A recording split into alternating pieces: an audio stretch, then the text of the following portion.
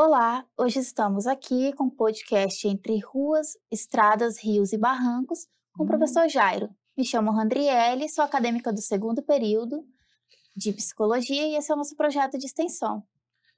boa tarde, Boa tarde, Andriele. professor, tudo bom? Como é que o senhor Tudo, vai?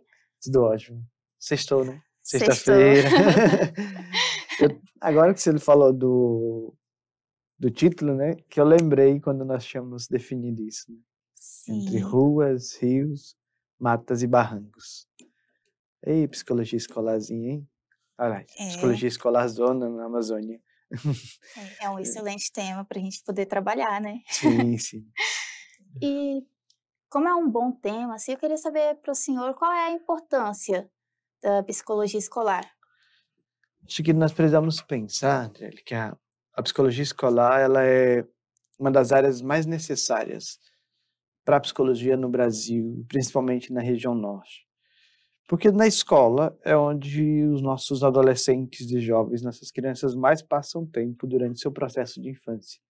É na escola que se tem o segundo processo de socialização maior depois da família, né? E a ausência do psicólogo na escola, ela possibilita práticas de violência, práticas de não produção de saúde, práticas de não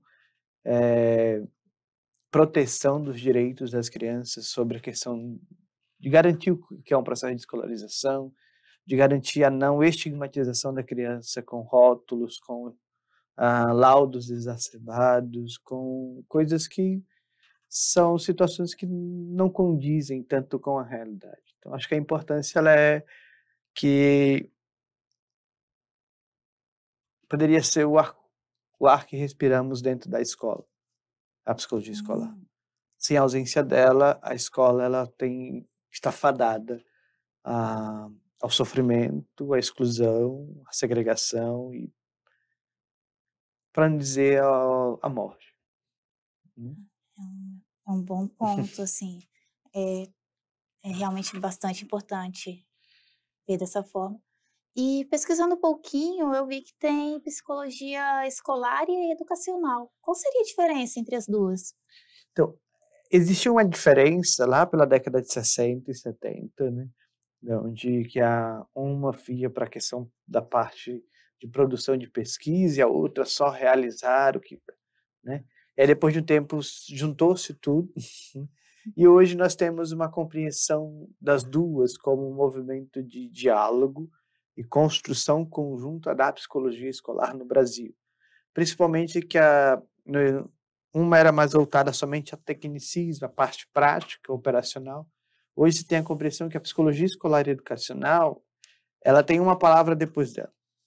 É a psicologia escolar e educacional crítica, que é uma compreensão de olhar o fenômeno da escola, olhar o fenômeno da subjetividade humana dentro do ambiente escolar, olhar o processo de aprendizagem, olhar a escolarização da criança a partir de uma compreensão crítica, uma compreensão que vai além do indivíduo como algo individual, do indivíduo como se ele fosse simplesmente único responsável pela sua história, pela sua trajetória de vida, pela sua trajetória acadêmica. Então, a psicologia escolar e educacional, hoje em dia, ela é uma compreensão só, de olhar o Uhum. fenômeno da escolarização como um processo que acontece a partir das relações humanas. Não existe escolarização sem relações humanas. Não existe escola sem sociedade, né? Hum. Então, atualmente, as duas caminham no mesmo rumo. Caminham no Não mesmo se rumo. tem uma diferença, tipo, grande assim na questão da prática. Não, não mais, né? Não mais, né? Aquela divisão que se tinha antes, hoje em dia se tem, utilizam as duas nomenclaturas, né? Psicologia escolar e educacional, com uma perspectiva de compreensão dos dois fenômenos, tanto da teoria como da prática, como se fosse algo uníssono, né? E não mais separado. Hum, em vista disso, a gente tem a psicologia clínica como o que mais, atrai a gente, né. Uhum, Todo mundo que entra no curso, ele acaba querendo ir pra psicologia uhum. clínica. Em vista disso, O que faz um psicólogo, uma pessoa formada em psicologia, um acadêmico, querer ir para a área de psicologia, assim, na sua opinião? Acho que o contato com a escola, o contato com pesquisa sobre psicologia escolar, o contato com práticas, por exemplo, os estágios básicos, os PI, os projetos integradores, projetos de extensão, contato com a realidade da escola, com ações que ele compreenda e vislumbre como que a psicologia dentro daquele ambiente pode trabalhar. E como com intervenções pontuais, ela auxilia no desenvolvimento da criança, ela auxilia no desenvolvimento da escola, não como alguém que sabe de tudo, muito pelo contrário, mas como alguém que está ali para contribuir na transformação daquele ambiente. Acho que o contato com a literatura, né, com um campo de atuação que está crescendo no Brasil, né, e aí onde a gente vai se preocupando, né, a partir da efetivação, se tudo der certo, o quanto antes da Lei 13.935, da obrigatoriedade de psicólogo e assistente social na escola, de ter psicólogos que queiram estar lá, por compreender a importância da atuação, e não por conta de um ambiente de trabalho somente, né. Acho que o Uhum. contato com a teoria, com outros profissionais da psicologia escolar, que vão falar sobre as alegrias, mas também sobre as dificuldades, né, que nada no mundo é um mar de rosas, e ter esse contato ajuda a falar: "Não, beleza, eu enquanto profissional em formação, enquanto estudante, enquanto pessoa que estou me desenvolvendo, me identifico com esta área", porque a nossa formação ela é muito generalista, né, Sim, sim. muito. E a psicologia escolar, vez ou outra, ela aparece, É, né. ela parece bem demora bastante, né, para aparecer. Tanto Uhum. é que, tipo, para poder se ter realmente um amplo conhecimento, a pessoa tem que buscar bem a fundo, ela tem que experienciar a psicologia escolar realmente. Sim, sim. E com isso, o senhor sempre teve em mente, ir para a área de psicologia escolar? Hum. É, acho que isso tem muito a ver com a minha formação enquanto pessoa, né. Eu cresci em ambientes escolares, então, além da formação própria, eu estava inserido em coisas da comunidade, para estar envolvido em projetos sociais, e por ter tido uma formação com alguns aspectos voltados para a área da educação, com educadores pautados na autonomia, no desenvolvimento da pessoa. Na minha formação, eu tive professores fantásticos que me auxiliaram a olhar a psicologia escolar não somente como uma matéria que eu teria que fazer na faculdade, mas sim como uma possibilidade de atuação. E ali eu me encontrei, né? Hoje eu pesquiso sobre, estudo sobre e vou desenvolvendo coisas juntos nos estágios como um local que é difícil de ser trabalhado, de ser inserido, mas é um processo que você contribui para algo. Não que os outros ambientes não contribuam, muito pelo contrário, né, cada área Uhum. da psicologia contribui a partir da sua, ah, objetividade. Mas a psicologia escolar, para mim, ela é um espaço de contribuição de grão em grão, porque nós não vamos colher os frutos dessa contribuição. É, a gente está plantando ali ainda. Sim, sim.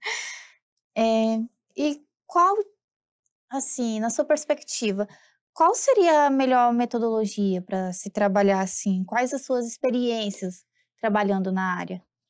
Então, a melhor metodologia seria o fato de, primeiro, estar inserido.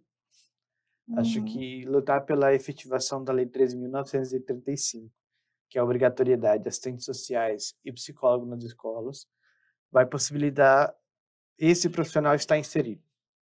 Esse uhum, profissional estando inserido, ele tem que ter, no mínimo, a compreensão da referência técnica de atuação do psicólogo na educação básica, ler os textos sobre a origem da psicologia escolar no Brasil, ler os textos que se falam hoje sobre as limitações da própria área, e é compreender como alguém, quando nós falamos de agente de transformação, é diferente você chegar na casa de alguém e falar: "Olha, aquilo tem que ser mudado", é, né.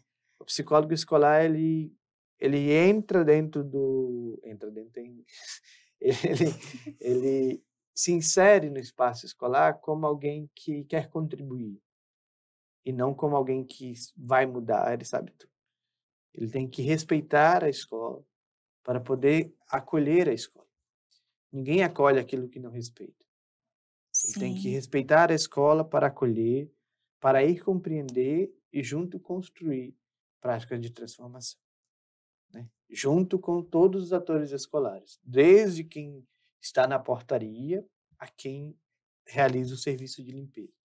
Todos os atores escolares são importantes para a atuação da psicologia escolar. É uhum, diferente de eu vou lá e vou fazer o meu trabalho e pronto, acabou. O meu trabalho ele é um quebra-cabeça ambulante em transformação, que uhum. não é uma peça só que vai resolver. É a junção de várias peças que possibilitam o quebra-cabeça ser bem feito, bonito e construído, né? E juntando todas essas peças, como tudo isso auxilia na aprendizagem do aluno? Vamos supor da realidade utópica de se ter um psicólogo escolar na escola, né? Aliás, da realidade protópica, da realidade que queremos para hoje, É. se tem uma se tem quando o seguinte, primeiro que o cotidiano escolar, ele é um cotidiano que acontece de tudo. Eu falo para os meus alunos, acho que eles até ficam assim, que eu acredito que todo estudante de psicologia deveria passar pela escola. Tudo. Por quê? Na escola acontece de tudo, de tudo. Desde o aluno que quebrou a unha jogando bola, isso desencadeou um monte de coisa, a alguém que sofreu algum tipo de violência, a alguém que está sendo laudado por alguém que não tem formação para laudar alguém, né, para São diagnosticar são alguém. várias vivências, São né. várias vivências. Então é a questão de olhar o cotidiano, estar inserido e falar: "Tá, vamos ver o que está acontecendo". Como nós falamos muito dentro da formação, vamos olhar de modo amplo o fenômeno. Vamos olhar que escola é essa. Ela está inserida em qual bairro? Esse bairro está em qual zona? Essa zona está em qual município? Esse município está em qual estado? Esse estado está em que região? E essa região está em que país? Porque a escola, ela é produto da ausência de políticas públicas aqui, ou da ineficácia das políticas públicas. Os problemas do cotidiano escolar, eles são atravessados pela ausência da efetividade da política educacional macro, né? Uhum. Então, o psicólogo escolar ele tem que estar inserido que o trabalho dele é com política pública dentro da escola. Ele vai trabalhar com política pública quando ele entende que uma família que tem alguém que tem dificuldade de aprendizagem tem que ser encaminhado para a RAPS, para o CAPS, para o CREAS, para o CRAS, para as redes da instituição. Ah, não tem. Tá inserido onde? Uhum. Como que, junto com outros pares, podemos construir possibilidades de fomentar a existência desses núcleos, né? Então, é um trabalho conjunto com os professores, com as coordenadoras, com a diretora, trabalho coletivo, jamais clínico, jamais clínico. O psicólogo escolar ele faz acolhimento da demanda, encaminha. Nós não temos tempo, estrutura, e nem é essa o objetivo da psicologia escolar. Falar, não, olha, segunda-feira, 2h30 da tarde, você senta aqui que nós vamos fazer psicoterapia com você. Uma escola tem 3.000 alunos. Um É, psicólogo dificilmente consegue fazer isso, até porque não é o objetivo dele. E se na escola eu olho a demanda do aluno como modo individual, eu estou realizando o que nós chamamos de psicologização ou de patologização. O problema é você, não é a escola. O problema é. é você, não é o bairro que a escola está inserida. Você sofreu violência vindo da escola para casa, mas o problema foi você que sofreu, não foi a sociedade como um todo que impossibilitou que isso acontecesse. É entender que a atuação do psicólogo na escola vai olhar a escolarização. E a escolarização do indivíduo ela acontece desde quando ele sai de casa até ele Sim. chegar na escola. E esse caminho de vai e volta. e o que acontece na casa dele, o que acontece no meio do caminho para ele chegar na escola, o que acontece na escola, faz prática da atuação do psicólogo, que é para compreender Uhum. isso tudo. Sem compreender isso tudo, vai ser uma atuação de apagar fogo. E nem apagar, na verdade, é só como estamos fazendo churrasco, que estamos fazendo churrasco, e aí começa a cair muita gordura, Sim. pega a água, aí você joga água, Ixi. vai aquela fumaça toda, mas não apaga o fogo. A atuação de modo individual é isso. É aquele fogo que está queimando a casa, só sai fumaça, mas não Não apagou. apaga. Né? Já dizia minha mãe, onde há fumaça, Ah, continua tendo fogo. fogo. Ela falou, o churrasco me deu foi fome. É. Eu vejo, como eu sou de outro município, né, eu não sou propriamente daqui da capital, eu sou do interior, eu vejo lá, eu já atuei já como voluntária já nas escolas, lá eles tentam fazer um trabalho de acolhimento no Uhum, geral. Tá sendo criada uma rede de apoio para uhum. para os alunos, buscando a melhoria deles, né, para poder, porque querendo ou não, tudo acaba girando em torno do lucro. Sim. Então, é mais lucro para o município o índice escolar aumentar, e vendo isso, eles acabam fazendo políticas melhores para aquelas crianças. Uhum. Então, isso querendo ou não, acaba ajudando, né. Aí eu vi isso de perto, e foi uma experiência muito boa mesmo, Uhum. trabalhar dentro de uma escola como cuidadora. E eu queria saber, assim, para o senhor, dentro da área de psicologia, quais experiências, assim, são consideradas mais importantes para a gente vivenciar Durante a formação, você fala? isso na área de psicologia educacional? Tipo, o que o senhor considera mais, importante de se vivenciar? Eu sou meio suspeito de falar, porque eu iria falar todas. Seria desde o primeiro, segundo período, que nós temos o processo de olhar como é a atuação, mas também de se envolver em projetos de extensão para aprender como atuar. Para Uhum, olhar como é que é feito, mas também deixa eu ver como é que sou eu fazendo isso. Deixa eu ver como é que eu me desenvolvo contribuindo junto com um grupo sobre ansiedade, depressão, saúde mental. Ah, Às vezes nós da psicologia vamos cansando sobre esse assunto, né? Ansiedade, depressão, saúde mental, todo lugar que vai se fala disso. Porém, nós precisamos lembrar que a escola, ela não fala disso, é, a porque escola esses assuntos são tabus dentro do ambiente escolar, por conta da cultura ocidental cristã que vai dizer que isso é frescura, ausência divina, coisa de alguém que não tem força de vontade. Aí vem o papo coach da vida, né? Que coach deveria ser exterminado da existência humana. Mas enfim, voltando. De entender que essa realidade tem que ser falada. Como fazer isso? Com jogos, com dinâmicas, com pintura, o uso de arte dentro da escola, a arte como um processo de desenvolvimento da subjetividade humana. Vygotsky, Luria, Leontiev, diversos autores vêm trazer que o desenvolvimento da arte é a expressão daquilo que está em mim. Então, ao utilizar a arte, jogos, dinâmica dentro da escola, nós estamos auxiliando em conjunto a expressão de sentimentos coletivos. Nós sabemos bem que quanto mais nós conversamos e dialogamos sobre o que sentimos de modo coletivo, menos nos sentimos sozinhos. sim. Então, dentro da escola, isso facilitaria, né? Auxiliar em grupos, ir para palestras, falar sobre, ir visitar, e conhecer a realidade das escolas. Peraí, tem uma escola que tem psicólogo, deixa eu ir lá. Eu sou aluno de psicologia, ser um pouco intrometido às vezes. Eu queria saber como é que é seu trabalho, né? Ler sobre, tem muita literatura já sobre psicologia escolar. Inclusive tem duas coisas que eu quero deixar para vocês, existe o espaço da professora, ah, Maria Helena de Souza Pato, desculpa, o espaço virtual dela, tem disponível, você joga Maria Helena de Souza Pato, primeiro espaço virtual. Primeiro que aparece é fruto da dissertação da tese de doutorado da professora Lígia Viegas, desculpa. Tem o espaço de orientação à queixa escolar da Beatriz de Souza Paulo. Isso, da Beatriz de Souza Paulo, que tem todinho como é que se fazer o processo de orientação à queixa escolar. 2 espaços virtuais que tem textos, vídeos, um monte de coisas de como atuar. Então, acho que é pesquisar, procurar entender, peraí, acho que no segundo e terceiro período nós já estamos indo, peraí, eu acho que eu gosto mais daqui. No quarto você vai, olha, de fato eu vou para essa área aqui. Você já vai caminhando o teu processo formativo.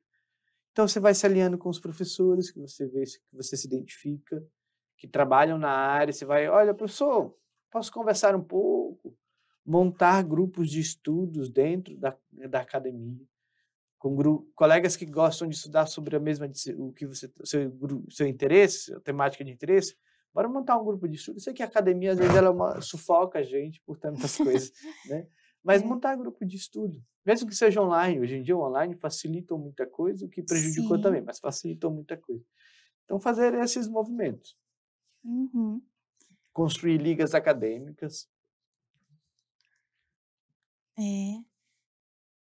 São experiências muito são bons pontos para poder pra gente poder ver.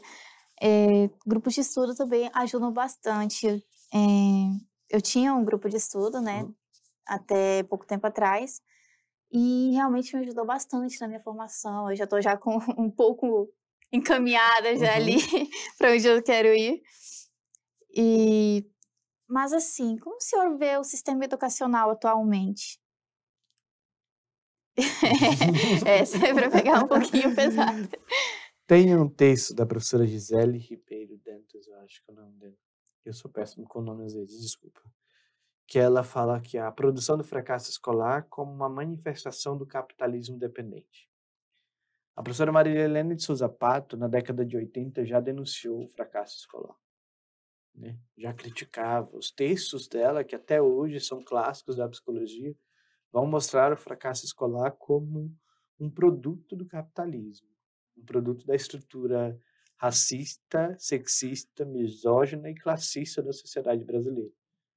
Então, o texto da professora Gisele, o Produção do Fracasso Escolar como manifestação do capitalismo dependente, temos que pensar que o capitalismo dependente, se a gente joga no Google, a tradução dele é o quê?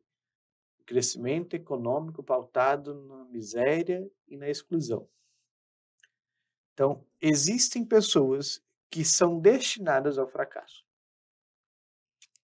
Então, quando nós falamos do sistema educacional brasileiro, eu preciso lembrar que o sistema educacional brasileiro, de acordo com a legislação, da década de 88 para cá, são fantásticos.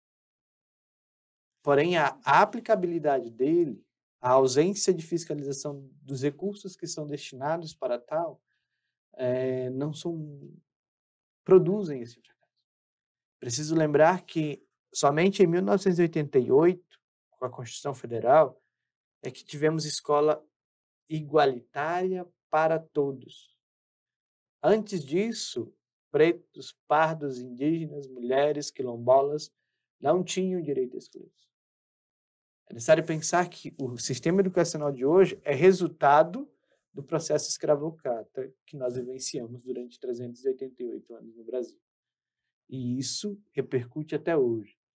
Porque a população que mais sofre nas escolas públicas hoje é a população que mais está no índice, no atlas da violência, sendo assassinada. Sim, sim. Como diria uma música sertaneja, essa conta não bate, essa conta não fecha. Né? Então, eu vejo o sistema educacional como um processo que precisa ser revisto. Tivemos muitos avanços que foram, nos últimos anos, sucateados, quebrados, exterminados. Nós temos vários avanços que estão sendo retirados da população, do sistema educacional. Nós precisamos pensar que é um sistema educacional que, nos últimos 7 anos, foi totalmente retirado qualquer investimento dele. Quando nós Uhum. falamos no sistema educacional, temos que pensar desde a educação básica à produção de ciência. Pegamos os últimos 4 anos, o que mais tivemos foi sucateamento do sistema educacional. Retirada de investimento na educação. Retirada de investimento do Fundeb.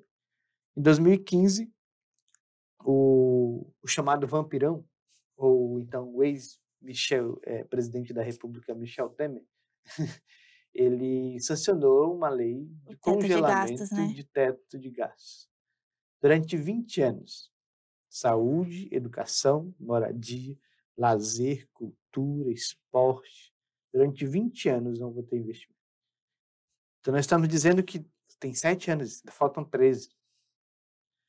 Passamos por uma pandemia que tem várias consequências da ausência de acesso à escolarização. Nós precisamos pensar que o sistema educacional ele é produto desse capitalismo independente quando a qualidade de ensino da escola pública ela é diferente da qualidade de ensino da escola privada. Primeiro que a educação não deveria ser mercadoria. Temos que ter bem nítido isso, né? Aham. A educação ela deveria ser um direito, ela é um direito de todos, de acordo com a Constituição Federal. Se é um direito, ela deveria ser um direito de qualidade para todos. Quando ela deixa de ser isso, não é um direito garantido. Precisamos pensar que esse movimento ele produz subemprego, a ausência de escolarização, a ausência de qualidade de ensino, a ausência de estrutura de qualidade. Nós estamos na região norte. Muitas das escolas, nos últimos 3 anos ou 4 anos só, que vieram ter ar-condicionado. Sim, é uma das realidades no meu município. Imagine agosto de Deus. Setembro, agosto, julho, que o calor chega a 40, 45 graus, sentado com aquele ventilador fazendo henk, henk, henk, henk. As crianças com medo, se cai ou não o ventilador. Cai ou não, suando, né? Ausência de água, alimentação. Então, nós precisamos pensar também que o sistema educacional, hoje, ele ainda serve um mercado. Né? E esse mercado, ele é um mercado para ter pessoas no subemprego, para ter pessoas na mão de obra barata, na mão de obra escrava. Professor, acabou. Acabou não. O que Não. mais nós temos é esse processo hoje em dia. E sobre isso nós precisamos pensar na reforma do ensino médio. O quanto isso não vai prejudicar. As escolas não têm estrutura para poder abranger, por exemplo, um ensino médio de ensino integral. Não tem. Não tem sala, não tem estrutura, não tem alimentação. Sim. E a reforma do ensino médio, ela é nociva, porque ela esconde uma falsa sensação de vamos estar investindo na qualidade técnica da pessoa. Só que isso já aconteceu anos atrás. Esse ensino tecnicista já veio lá da década de 60, 70. E esse ensino tecnicista é nada mais nada menos uma prática de controle. A retirada de sociologia, história, artes, né? É nada mais nada menos do que uma técnica de controle. E esse controle vai levar ainda mais à exclusão, à segregação e à violação do direito básico das pessoas.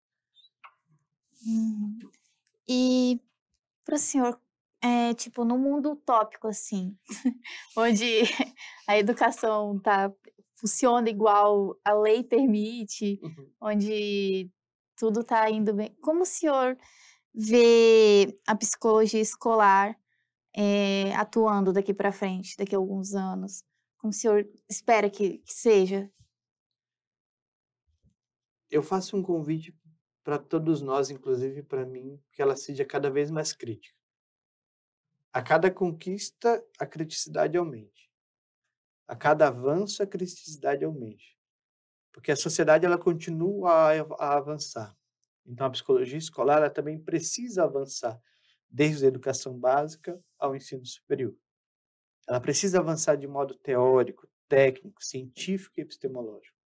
A necessidade de construção de uma psicologia escolar amazônica, da nossa realidade, de compreender aquilo que nós temos de próprio e produzir ciência para tentar resolver ou minimamente amenizar as dificuldades próprias da nossa comunidade.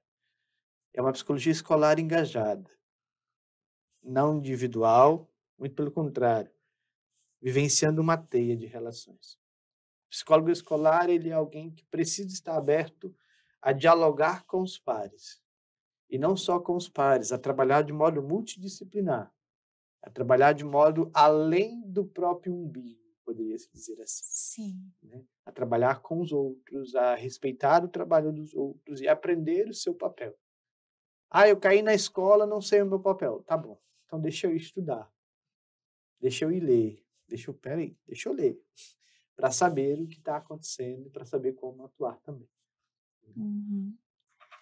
Então é isso, professor. Muito obrigada Eu por que aceitar o nosso convite para poder vir aqui conversar no nosso podcast. E agradeço, obrigado, muito obrigada. foi muito bom poder dialogar. Passou muito rápido esse negócio. Passou bem rápido mesmo. É Até isso. eu vi o tempo voar aqui agora. E com isso encerramos o nosso podcast por hoje. Esperamos ter mais episódios e que o professor possa vir mais vezes por aqui. É isso. Muito obrigada. Obrigado. Tchau.